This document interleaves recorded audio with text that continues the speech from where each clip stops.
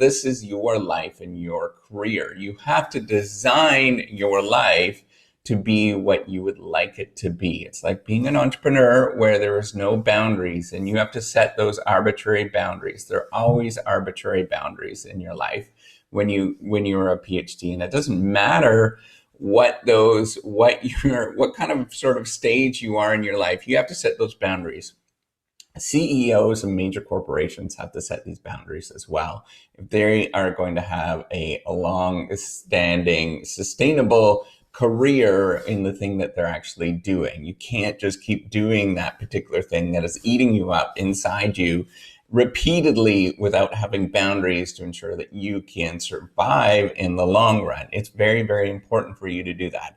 The other really key thing with designing your PhD or designing your program is to invest in the things that you personally like and you want to push forward. That's going to be incredibly important for you to be aligned with the things that you like in order to get yourself some motivation every single day, that you see some sort of import from the thing that you're actually doing. Now, on a daily basis, it is really tough to sort of maintain this gumption to keep going with the things that you're doing, even if you are picking the things that you really truly like to do. You have lots of people around you that you are sort of motivated. You have a great environment around you. It is difficult to keep going for virtually everybody. That's really kind of a life thing that we are all learning going forward. And I think to have a good PhD mindset, you really have to, I think there's many different things that you can do. And these are sort of tips that I have learned beyond just kind of like designing the program or designing your world around you. That's one thing I really did learn, and invest in yourself to keep yourself going. But these are some other things that really truly help me on a regular basis that just kind of energize me just a little bit. I'm not going to say that your world is going to be drastically different, but as you practice these and as you keep going with your career, it does help. All right. So the first thing is to practice gratitude as much as you possibly can. Like, thank people around you as much as you can, because being thankful actually frames your decisions in a very positive way. So all of a sudden, instead of just seeing, this is kind of a really terrible thing that I'm actually doing and I'm just grinding away. But there are people that are investing in you and trying to help you to succeed. Lots of people are trying to do that all around you. You might not necessarily see that, but they are truly trying to do that. And I think an important part of it is to, important part of giving thanks and being very grateful for people around you is to give hugs when there's people around you, and smile when there's people around you. That's like incredibly, I know for a lot of people, I know for myself, especially when you're in that sort of deep, sort of not very good mindset, right? When you are in the thick of it, it's really hard to smile. It's really hard to give hugs. It's really hard to be grateful. But if you can do that and you force it, and I don't care, I know it's going to seem really like this is stupid, superficial, woo-woo crap, right? But if you invest in the time to smile, give hugs, actually thank people on a regular basis, it does sort of change your mindset gradually over a long haul. And I'm not going to say that you are going to be a completely different person. I'm going to say that it's going to help a little bit in order to keep going forward. I don't know what the effect size is of all of this kind of stuff. It might not be necessarily, dramatic, but it does help going forward. Now, this is the second thing that I think is incredibly important, that it's taking me a long time personally to realize this kind of thing, is that when you have negative things in your life, you have the control to change those negative things. You can change it and you can make a difference in your own life. You're not stuck in any sort of way, and you can make these positive changes in your life. You just have to make them. And I know it's going to seem like, I can't possibly do this, but you could do that. If you have somebody or something in your life that is really negative, well, crap, change it. Have a conversation with those people. Like, actually invest in the time to have a conversation with them and say, this is not working in any sort of way. Set those boundaries to say that you're actually not going to be pushed around. And I know you're not going to be doing this on a regular basis. That's not what I'm saying. But if there is a moment where you're like, this is not working, you have to have these conversations, whether in email, whether in, conversation, like actually talking to somebody, which is probably preferred, but really have those tough conversations. And if it still doesn't work after one or two times of having those conversations, well, it's not worth your time and trouble to keep investing in this particular thing. You really can switch and you really can make a difference in your life by making these positive changes, and nobody is going to care in the future. I guarantee it. The people that and the situations and all of that kind of stuff that are making your life very difficult, it's not you, it is them. And they're not going to care about you in a few more years once you make those changes in your life. They truly aren't, because they are really focused on themselves. And so you have to make that decision to go forward to make these changes in your life, to look out for yourself. That's an important thing that it is very difficult to do for most of us. But at the same time, it's going to save you a world of hurt of putting in those boundaries. All right. So the third thing is to reserve time for yourself. So this is part of investing in yourself. So whatever that looks like, having a time for exercise, having a time for family and friends, all of those things. You might think that, oh, I don't have time for this. I need to get this done. Guess what? You're going to feel, okay, so this is the mindset that you go through. You're like, oh, if I can only get through these courses, then I'm going to have time for this. And so you work all your time, you push all that stuff back, and you realize you went through all those courses. Then all of a sudden you're like, oh, if I can only invest in push back all of this stuff, then I have time for comps, or after my comprehensive exams, then I could do it.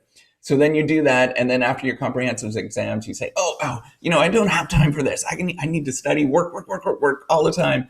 Then, once I get my papers published, then I'm going to get a job. And once I get a job, then I'm going to invest in myself.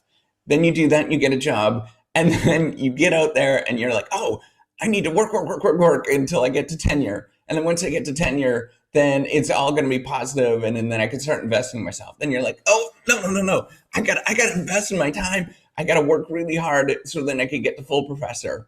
And then you do that, and you continuously do that, and you realize by the time you're 65, 70 years old, you haven't invested in any of the things that make you. And you need to invest in those things, whatever that is, your family, your exercise, your whatever. Maybe you like to play games at night. Well, that's a positive thing. You need to invest in the things that make you tick going forward. And you know what? There's going to be one or two people, maybe it's 5 people, maybe it's 100 people that don't do that. But guess what? Those people, they're maybe extraordinary in some sort of way, or maybe they're extremely miserable in their life. There's lots of sort of things that are going on. You need to set the life that you need in here in order for you to keep going. And then when you get to work, you work. That's really what it comes down to. You reserve time for yourself to do the things that you need to do. And then when you go to work, you work. That's really that's it. That's kind of the magical thing, that when you do those kind of things, you actually do feel like you want to keep going, right? So there's 2 things that we know with performance, right? So there's 2 ways that you can optimize on. You can optimize on the immediate performance, or you can optimize on survival. And what you're trying to do when you have this reserving for yourself, and reserving for the family around you, investing in those kind of relationships, you're optimizing on survival. You're making sure that you can, I'm not saying survival, that you're going to have a heart attack. It's not what I'm saying. I'm saying it is making sure that you can keep in this game long enough that you do well, and you can actually sustain yourself going forward. Now, you can have a very quick high rise in performance, but I guarantee you will see people that will burn out and they'll just stop. Doesn't matter, maybe it's during their PhD, maybe it's after their PhD, but they'll just stop doing this kind of stuff. So investing in this is really important. So doing these videos for me, it is tough. I'm not gonna sort of, there's lots of days I don't want to do this. It is awkward as crap for me to do this kind of stuff. But I know that if I don't do it, then it's not really. It's like an investment in myself going forward, right? That it is helping me sort of think through a lot of this kind of stuff, but then also trying to help you think through these kind of things as well. So invest in time for yourself. I feel all the time personally that I should be working, that I should be actually writing and doing analytical stuff. So this right now feels like a complete waste of time for me. But I know that there's lots of people that actually watch this stuff and they really do, it does help them. And because of that, I'm going to dedicate some time to invest in you. And that's an important thing for me going forward.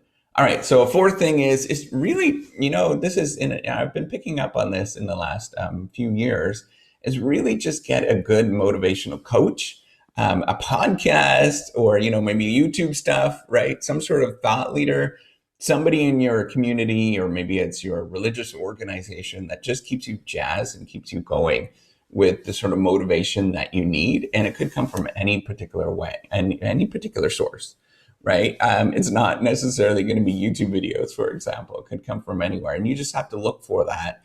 Maybe it's your spouse that gives you sort of pep talks on a regular basis, and that could help you, or your partner, right? To give you pep talks on a regular basis and say, atta girl and atta boy. That stuff really helps in terms of sort of changing your mindset that you can actually do this kind of stuff. The fifth thing is to realize that you should not be hard on yourself when you're feeling down during your doctorate. And you realize that this is a life journey, right? It's not necessarily something that is going to be easy. That's why most people don't do it. 99% of the people are never, ever going to get the chance or going to be willing to get their doctorate or to get their PhD. And you're the one really fortunate person to actually get this done. And so just know it's actually a tough process. And the reason is it's just really tough. It's hard. You've gone through a lot of barriers, a lot of heartaches up to this point. You've pushed a lot of things back. And just realize that this is a personal journey and it's a personal growth journey. And every time you get a rejection, try to really think about all the, people that are actually investing in you to develop as a person, right? So it's and develop your particular ideas, right? So those rejections are not necessarily saying that somebody thinks that you're just terrible, right? They're saying that I believe in you and you can make these changes going forward. And if you make these changes, you're going to be a little bit different and your idea is going to be a little bit different. It's going to maybe be a little bit better, maybe. And if it's a little bit better, it keeps going forward and you can keep progressing that way. This whole business, this whole thing that we do in academia is very much this progression towards getting better and better and better. And guess what? The hurdle that we have is always getting higher and higher and higher. So you can try to get better. You can try to get the standard that was here in the 1980s of what it was like to actually publish and to do things. But it's getting harder. And you just have to know that this is your life's journey to continuously improve. And there's going to be downtimes, a lot of downtimes. But those downtimes you can transform into moments in your life that either give you inspiration, keep you going forward, or that they develop you as a person, right? So persevering through those downtimes, that's going to really help you build character in the future. I know it sucks. I'm not going to get kitty cat. I'm not going to sugarcoat it in any sort of way. It sucks. We all know that. But at the same time, the act of actually getting through this, you will thank yourself for actually progressing through it. Again, it's this analogy of climbing a mountain. It sucks to climb a mountain. When it's cold, it's miserable, it's wet, you're probably freezing. But once you get to the top, you'll thank yourself that you actually did that particular task. Now, The last thing, so the sixth thing I wanted to sort of talk about is, you know, there's going to be a lot of people that are going to tell you all around you that you can't do this, or that the thing that you're working on or the idea that you have is completely wrong. Just realize this career, and as well as life, I mean, even if you're an entrepreneur or you're in business, you sort of rise to the ranks in business and you become a CEO someplace or whatnot. It's about inner strength. That's really what it's about, and growing this inner strength to know that you can stand up to people and you can say, no, you know what? I actually think I'm right with this. You just have to keep going with it and keep progressing with that. Tell them that, I don't think that I don't think that you're necessarily right with this particular thing. And here's the reasons why. If you can do that, and if you can get up and just do the work every single day and don't really care what other people say, you're well on your way to actually be developing yourself as an amazing academic, as an amazing person, because that inner strength is really important to all of us. That's going to keep you going, and you're well on your way of making a difference in this world. So that's all I really wanted to say with this is, you are making a difference. We know that. Is it difficult, or is it easy to show? Is an easy sort of thing for you to do? No, it's not. But you are making a difference, and just keep going. That's really at the end of the day, you've got this. We're all very proud of you. You really can do this.